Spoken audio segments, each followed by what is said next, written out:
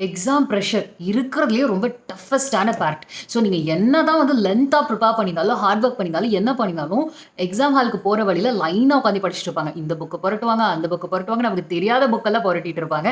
So ஒருவேளை நம்ம கூட பேரண்ட்ஸ் வந்திருந்தா, "அவன் அவ்ளோ படிக்கிறான். நீ படிக்கவே இல்லையோ?" அப்படின்ற கொஸ்டின் வரும். சம்டைம்ஸ், "ஐயய்யோ! நான் படிக்கலையே. இவங்கலாம் நல்லா படிச்சிருப்பாங்க போல." ஸோ இதுலயே என்ன ஆயிடுவோம் அப்படின்னா, மென்டல் பிரேக் ஆயிடுவோம். ஸோ இத நம்ம எப்படி ஹேண்டில் பண்ணலாம்? ஸோ இருக்கிறதுலயே ப்ரிப்பரேஷன விட ரொம்ப டஃப்பான விஷயம் என்னன்னா, எக்ஸாம் பிரஷர ஹேண்டில் பண்றது. ஸோ அங்க பிரஷர ஹேண்டில் பண்ண தெரியல அப்படின்னா, பிரசன்ஸ் ஆஃப் மைண்ட் இல்லாம போயிடும்.